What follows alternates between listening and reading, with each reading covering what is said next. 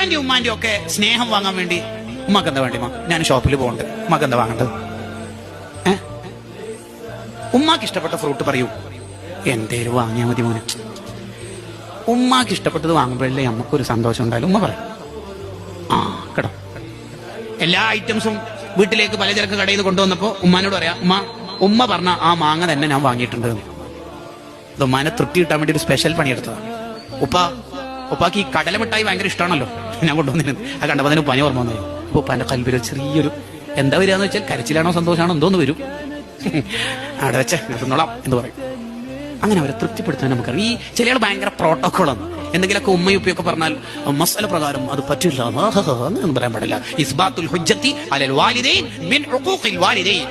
മാതാപിതാക്കൾക്കെതിരെ നീ മസല പറയലുണ്ടല്ലോ, അതെന്നെ ഒരു സൂക്കറുള്ള പരിപാടിയാണ്. ഷാഫി ഇമാമിനോട് ഒരാൾ ചോദിച്ചല്ലോ, ഉമ്മാനോട് തർക്കിക്കാൻ പറ്റുമോ? ഷാഫി ഇമാം റഹിമഹുല്ലാഹ് കൊടുത്ത മറുപടി, ഉമ്മാന്റെ ചെരുപ്പിനോട് തന്നെ തർക്കിക്കാൻ പറ്റൂല.